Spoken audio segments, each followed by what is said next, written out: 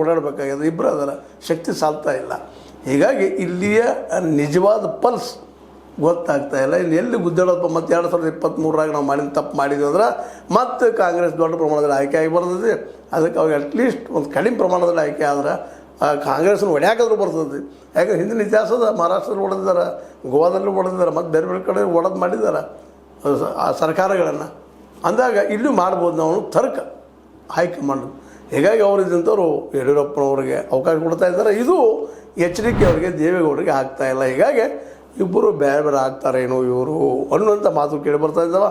ಇತ್ತೀಚೆಗೆ ಯಾಕೋ ಏನೋ ಅದು ಮುಖ್ಯವಾಗಿ ದೇವೇಗೌಡರು ಮತ್ತು ಅದೇ ಕಾಲಕ್ಕೆ ನಮ್ಮ ಯಡಿಯೂರಪ್ಪನವರು ಅಥವಾ ಎಚ್ ಡಿ ಮತ್ತು ಯಡಿಯೂರಪ್ಪನವರು ಕೂಡಿ ಒಂದು ಸ್ಟೇಟ್ಮೆಂಟ್ ಕೊಡುವಂಥದ್ದು ಮಾಡುವಂಥದ್ದು ಆಗ್ತಾಯಿಲ್ಲ. ಹೆಚ್ಚಿಗೆ ಅವರು ಮಾತಾಡ್ತಾ ಇಲ್ಲ. ಅದರಲ್ಲೂ BJPಯಲ್ಲಿರುತ್ತಂಥ ಉಳಿದ ನಾಯಕರು ಸಹಿತ ಭಾಳಷ್ಟು ದೇವೇಗೌಡರು ಮತ್ತು ಎಚ್ ಡಿ ಕೆ ಅವ್ರ ಕಡೆ ಒಲವು ತೋರಿಸ್ತಾ ಇಲ್ಲ.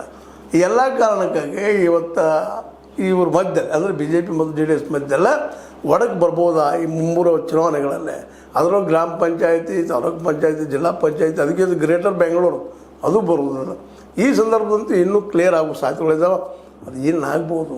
ದೇವೇಗೌಡರು, ನಮ್ಮ ಕುಮಾರಸ್ವಾಮಿಗಳು ಇವರನ್ನು ಮೀರಿ ಏನಾದರೂ ಕೆಲಸ ಮಾಡ್ಕೋಬೋದಾ ಅನ್ನುವಂಥ ಮಾತುಗಳದಾವೆ. ಏನು ಗೊತ್ತಿಲ್ಲಪ್ಪ, ಏನಾಗ್ತದೆ ಗೊತ್ತಿಲ್ಲ. ಬಟ್ ಬಿರುಕು ಮಾತ್ರ ಇನ್ನೂ ಹೆಚ್ಚಾಗ್ತಾ ಇದೆ ವಿನಃ ಕಡಿಮೆ ಆಗ್ತಾ ಇಲ್ಲ.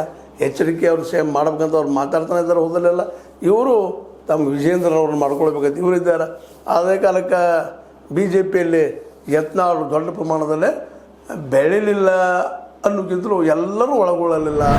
ಅವರೆಲ್ಲ ಮಾತಾಡಿದ್ರು ಬಾಯಲ್ಲಿ, ಎಲ್ಲ ಹಿಂದುಳಿದವರು ಒಂದು ನಾವೆಲ್ಲ ಮಾತಾಡ್ತಾರೆ. ಬಟ್ ಯಾಕೋ ಏನೋ ಹೋಗಿ ಜನಕ್ಕೆ ಮುಟ್ತಾ ಇಲ್ಲ ಯತ್ನಾಳ್. ಇದು ದೊಡ್ಡ ಕೊರತೆ ಇದೆ. ಕಮ್ಯುನಿಕೇಷನ್ದಲ್ಲಿ ಫೇಲ್ಯೂರ್ ಆಗ್ತಾ ಇದ್ದಾರೆ ಭಾಳ ಮಾತಾಡಿ ಅಂತೇಳಿ. ಅದಕ್ಕೆ ನಮ್ಮಲ್ಲಿ ಸರ್ವಜ್ಞ ಹೇಳಿದ ಭಾಳ ಸರಿ ಇರ್ತದೆ. ಆಡದೆ ಮಾಡುವನು ರೂಢಿಯೊಳಗುತ್ತಮನು